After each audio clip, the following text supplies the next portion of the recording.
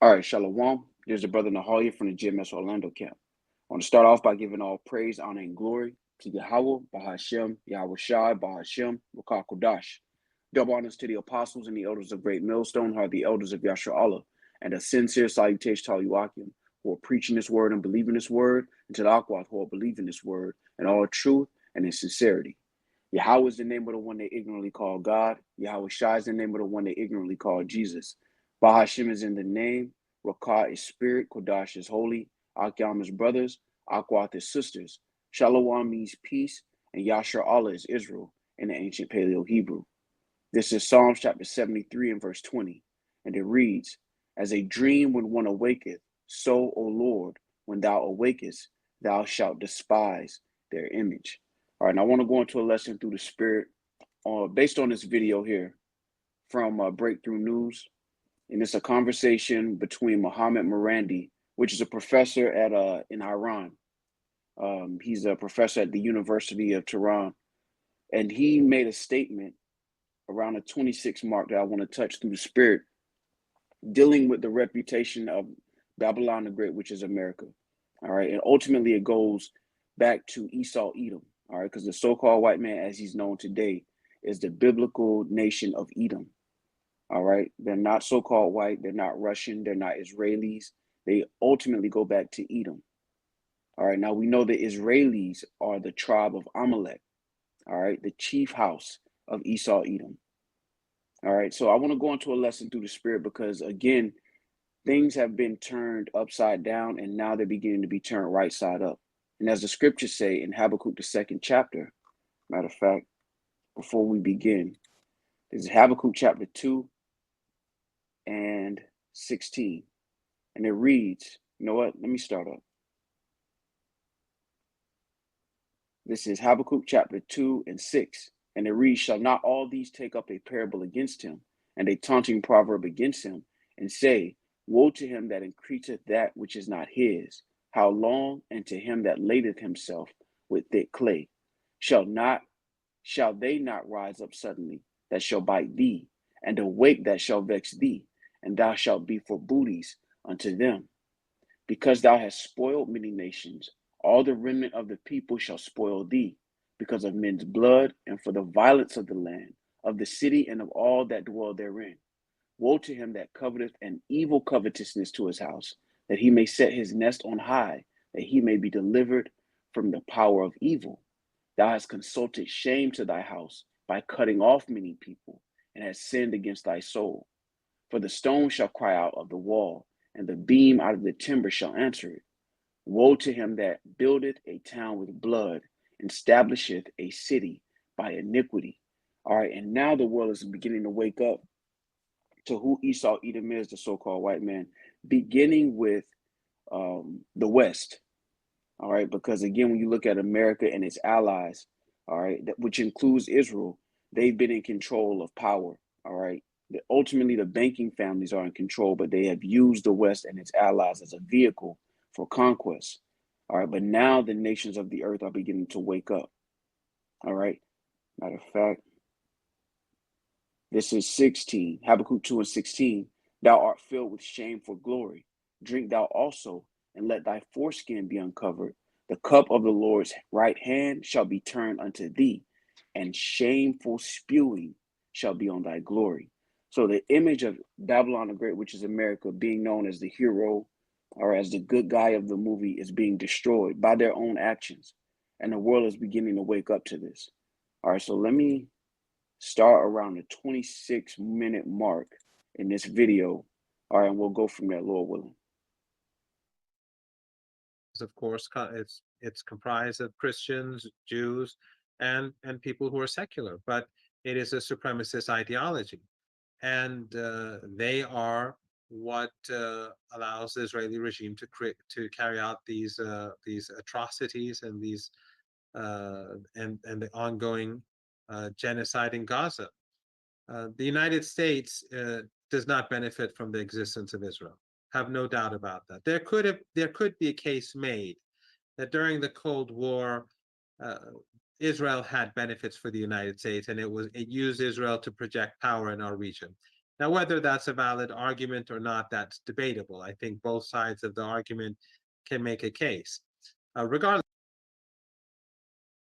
Now, one thing he may or may not understand, all right, is that the reason that Israel and the United States are so close knit is because ultimately a lot of the candidates in the government receive benefits from the Israelis.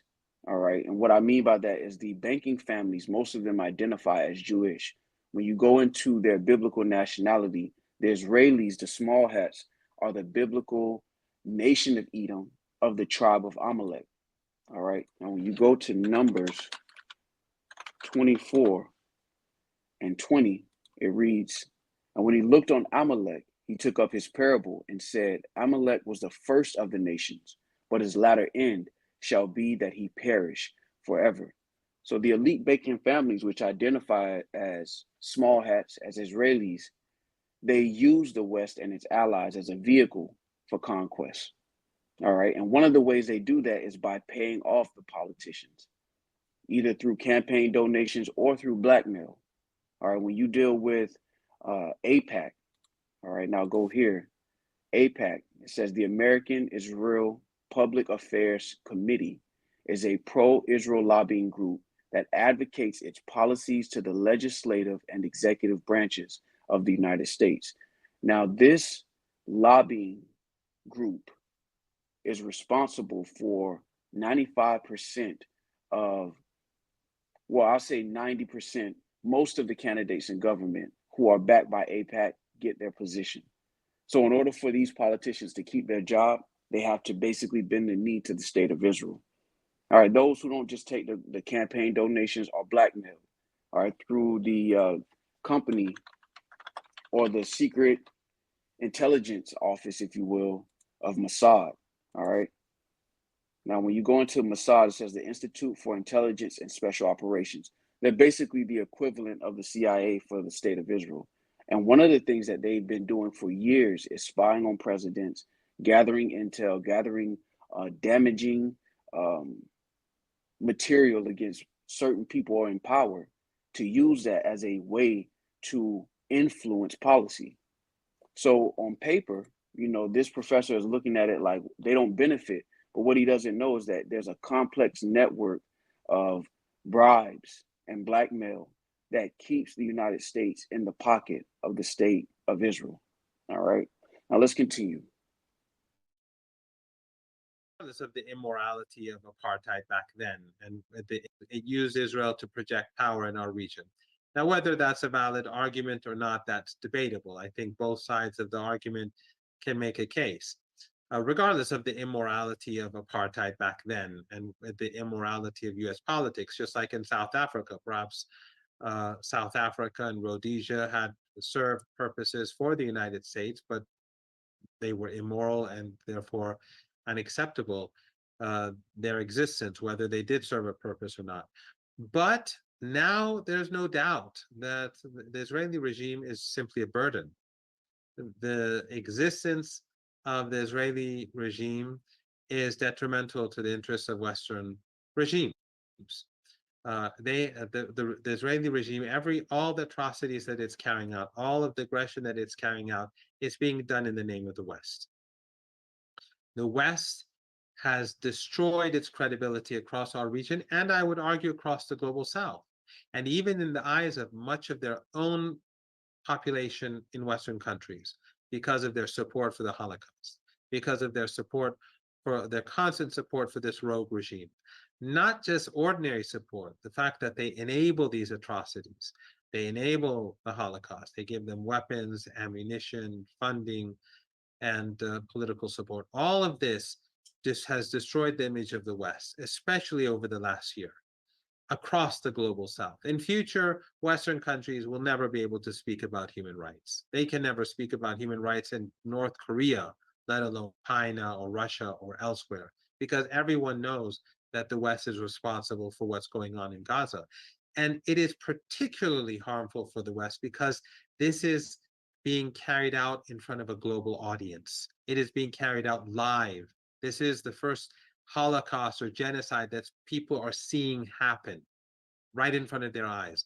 And across the global south, it has a special impact because people across the global south see their own history, right? At taking when they recall their own history, they recall what they've read in their history books about their own past, about how in the 18th or 17th or 19th or 20th century, Europeans or the Americans plundered their country, destroyed their countries, raped and pillaged and took away their resources. People in the And this shows you that Esau's dealt treacherously with everybody. All right, because what he's bringing up, all right, is something that all the nations who have dealt with Esau, even the so-called white man, have in common. That he's raped and pillaged their lands as well. The only difference is that what's going on in the land of Israel right now is publicized. You know, because knowledge has increased, technology has increased, people actually get to see it. You know, at a certain point, you read about slavery, you read about lynchings, you read about buck breaking, you read about certain things. All right, but you don't really understand it unless you see it. And now the world is seeing this. All right, they're witnessing it. Doesn't mean that what happened in the past wasn't just as real, but it means that now they're able to put a visual behind the words. All right, and the world is witnessing Esau, even the so-called white man, for who he is now. All right, the covering cast is being destroyed. All right, I want to go here really quick. Let's go to Isaiah 25 and 7. And it reads, "And in this mountain shall the Lord of hosts make unto thee," Salakia, verse 7, "and he will destroy in this mountain the face of the covering cast over all people, and the veil that is spread over all nations." See, things were turned upside down. All right, so the basis of men was looked at as a prince. All right, like it says in Ecclesiastes, the 10th chapter, Ecclesiastes 10 and 6 reads, "Folly is set in great dignity, and the rich sit in low place. I have seen servants upon horses, and princes walking as servants upon the earth." And while the covering cast was established, people looked at Esau, Edom, the so-called white man, as a solution, you know, as a bringer of light, you know, as a sign of healing, if you will. That if Esau, Edom, the so-called white man, if the Americans intervened, good things were going to happen. But they've now witnessed throughout history and even now that this is who Esau, Edom is. He's not going to change. He'll give you smooth words, but his actions speak louder than our words. That ultimately this is the son of perdition. And now the nations are beginning to rise up against him, like it says in Isaiah the 14th chapter. All right, there's Isaiah chapter 14 and 9, and it reads, "Hell from beneath is moved for thee to meet thee at thy coming. It stirreth up the dead for thee, even all the chief ones of the earth. It hath raised up from their thrones all the kings of the nations. All they shall speak and say unto thee, Art thou also become weak as we? Art thou become like unto us?" And you can see this by the actions of these nations.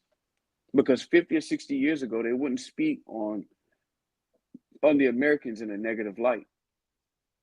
Well, with the rising up of Russia, all right, which is Gog, all right, in the scriptures, Ezekiel 38th chapter, the other nations are now having the courage to speak out because now they believe that they have another option.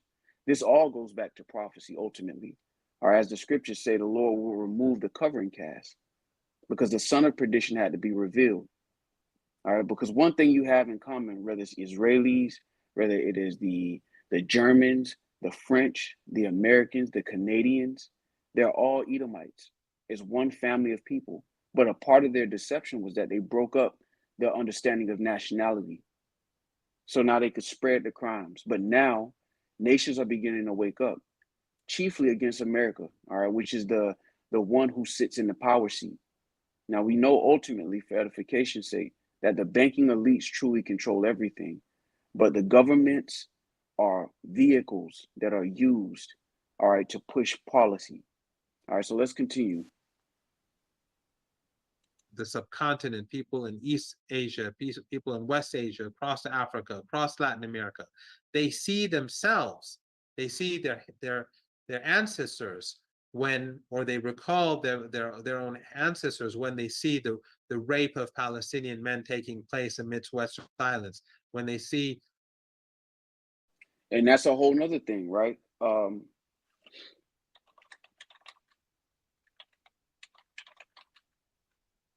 I want to get this article because they're not publicizing this. They're not making this known in the media that the Israelis are torturing the Palestinian prisoners and they are sodomizing these guys. That's happening. All right, and and the world is waking up to this. All right, because it's disgusting, man. And these Edomites have paraded themselves across the earth as the heroes of the movie. All right, when you deal with the state, these Israelis, they have paraded themselves as the victim. Meanwhile, all right, when you look at the actual evidence in the studies, the records, you're finding out that this is the son of perdition, them as a nation, them as a collective. All right, let's go here. I'm gonna play a little bit more of this and I'm gonna pull up an article. Children and women being slaughtered day and night in front of America. They see themselves, they see their ancestors when, or they recall their own ancestors when they see the rape of Palestinian men taking place amidst Western silence, when they see children and women being slaughtered day and night in front of the eyes of the world. So the West is being demolished. I mean, we since the September the 11th and the beginning of these endless wars, the United States has quickened its decline. The wars have been a. All right, real quick. So this is just a quick article. It says Israeli media's coverage of the grave of Palestinian detainees shows support for the violence and service of genocide. So this is all over the media. This isn't some like secret video that they held, because this surveillance video basically shows them grabbing prisoners one by one, taking them in some back room and abusing these guys. Now we know that's against the scriptures that they claim to believe in. Sodomizing prisoners, man. This is disgusting, but the world is now waking up to this, as the scripture said that they would. And all of this goes back to prophecy. All right, I'll read a little bit of this. It says Israel's drama around the investigation of 10 soldiers suspected of raping a Palestinian detainee at the SDE Teman torture facility keeps reaching new lows. The reaction from Israelis, not just on the right, but also in the Israeli mainstream, has revealed a lust for sadistic revenge and an obsession with Hamas that is used to justify releasing all hell on Palestinians, including sexual abuse. And they're with it, which shows you that the state of Israel as a whole, and they are some demons, man. It's disgusting. But again, it all goes back to prophecy. All right, the Lord says he would make Esau bare, and the chief tribe, all right, of Esau, Edom, the so-called white man, is the Israelis, the small hats. All right, and the world is waking up to this. This is why the scriptures talk about hell from beneath is moved for thee to meet thy coming. You know, in the Western media, you know, in America, we get this sanitized version of what's going on in the earth. But these people outside of America, they get the real because they are victims of it. All right. And this is why through the spirit, you know, the Lord is raising this up. All right, beginning with the watchmen who will hold their peace neither day nor night to show forth what's actually going on in the earth and how it relates to prophecy. Because none of this is isolated. All of this relates to prophecy through the spirit. All right, so let's continue a little bit more. Strong catalyst. And I would argue so has the liberal neoliberalism that they engaged in after the collapse of the Soviet Union, but that's a different story. But the endless wars acted as a catalyst to bring about the decline. And I think that the war in Ukraine, being a much larger war, and the genocide in Gaza, these two combined, along with the escalation with China and other parts of the world, this is quickening the pace even further. And it is, as I said, economically, the West is on the decline. Militarily, the West is on the decline. but the only thing the West really had left, the only thing it had going for it, due to its immense media power, and the impact of the legacy media was an image, a fake image, a facade, in my opinion. But that mask has been removed because people are seeing in front of their eyes what the West is doing to Gaza. This is not just about Israel. This is about the collective West. They're the ones who are carrying out this genocide. They're the ones who are engaging in this Holocaust, directly or indirectly. And I think that this is something that will be remembered for many, many years to come. I want Now we know through the Spirit that it's not going to be many years. This is going to be the reputation of the so-called white man when all is said and done. All right, when all of this is said and done, this is going to be their reputation. They're not going to be known as heroes. They're not going to be known for what they allegedly did in World War II. They're going to be known for the atrocities that they've committed. All right, since they got out of the caves. All right, from chattel slavery, from the transatlantic slave trade to the genocide of the Native Americans. All right, the Northern Kingdom. This is what they're going to be known for. They're not going to be known for being the bringers of democracy and all of this madness that they promote. They're going to be known for who they actually are, not who they pretended to be. All right, and this is why you have boatloads of information coming out through the Spirit. The Lord is really making Esau naked out here, man. All right, let's get that. This is Jeremiah chapter 49 and 10, and it reads, "But I have made Esau bare, I have uncovered his secret places, and he shall not be able to hide himself. His seed is spoiled, and his brethren, and his neighbors, and he is not." And this is the importance of the watchman being set up, because again, this isn't isolated to just the Americans. This is Esau, Edom, the so-called white man, as a collective. Like he said, the collective West, as a nation of people, this is their reputation. Whether they're willing to acknowledge it or not, their actions speak louder than our words. All right. One of the statements he made was that every nation has a story, if you will, of or a testimony of how Esau Edom has exploited them. It's not just Negroes, Latinos, and Native Americans. Every nation Esau has encountered, he's done. He's spoiled. All right. Is Isaiah 33:1. Woe to thee that spoilest, and thou was not spoiled, and dealt treacherously, and they dealt not treacherously with thee. When thou shalt cease to spoil, thou shalt be spoiled. And when thou shalt make an end to deal treacherously, they shall deal treacherously with thee. And the Lord putting the Spirit on these nations to rise up shows you that we're in a time of prophecy. Because them even having the courage to rise up and speak against the atrocities, it's not like these things just started. They've been going on. But the Lord placed the Spirit on them. All right, let's go back to Isaiah, the 14th chapter and 9. Hell from beneath is moved for thee to meet thee at thy coming.